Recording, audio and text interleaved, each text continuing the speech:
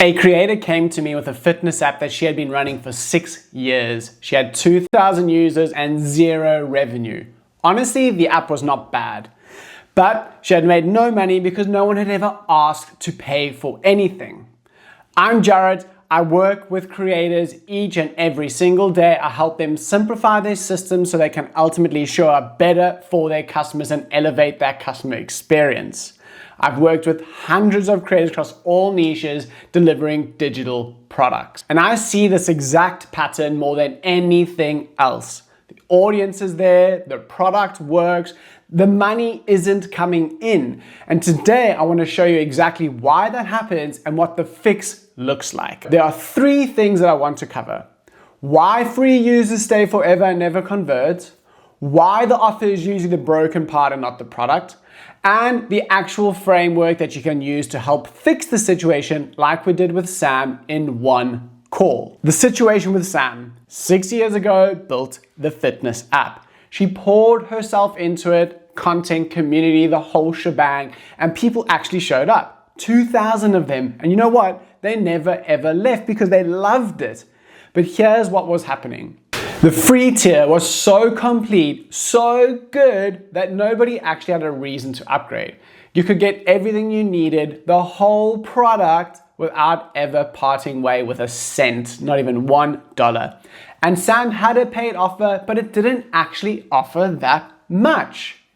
So this is the trap I see constantly with creators. They build something genuinely epic, they open it to the world for free so they can build that audience, but they never build the next layer, that next logical step that turns that warm, engaged audience into revenue. The worst part?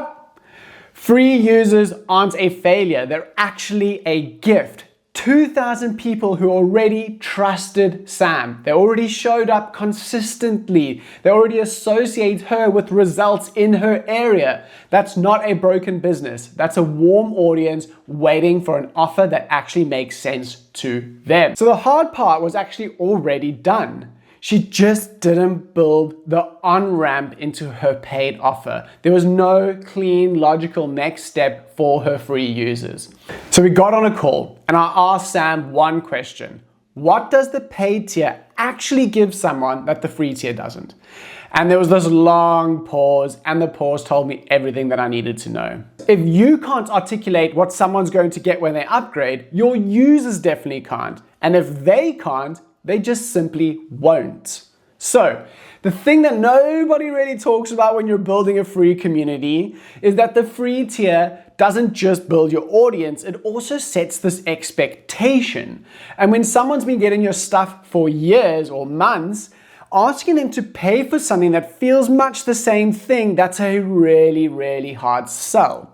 And the fix isn't about gutting your free tier and removing things. That's going to destroy all the trust you've built.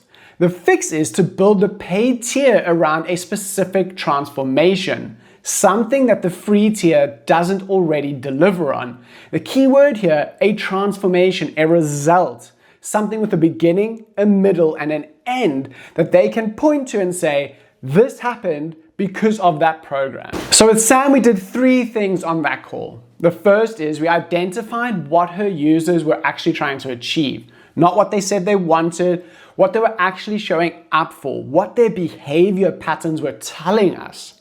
The second thing is we built a paid offer around that specific transformation, not a new product, a package. It's the same content structured into a program with a clear outcome and a clear end state. The third thing we did was change the messaging. Not upgrade to unlock more, that's like super generic. We said, you've been in the community and here's the logical next step if you are serious about this. That's how you talk to someone who you've already got that trust layer with. So step 3 is the one that no one really likes to do because it feels like a hell of a job and a lot of work, way more than it actually is. The move from a free audience to a paid community or a paid offer is not a sales problem, it's a sequencing problem. Your customers don't know what to do next. The sequence of events, their customer journey is not clear, and they're going to be confused, and a confused mind does not make a decision. So think about it this way. If someone's been in your community for say 6 months, they already know your name, they already trust you and your content, and they already associate you with results in that area, the selling is actually mostly done. What they don't have is a clear next step. And when people don't know what that next step is, they stay exactly where they are. Not because they don't want more, because they don't know more is actually available. So, the framework I walked Sam through, and I've used this across a bunch of different niches, it's easy. Step 1, audit the free tier. What does that free tier actually give people? Where does it fall short? And what question does someone always have that the free content does not answer? Step 2, build the paid offer around that gap. Not around more content, around the specific outcome that bridges the gap. Name it, price it, and give it a transformation statement. Now, step 3, communicate it to your existing audience first.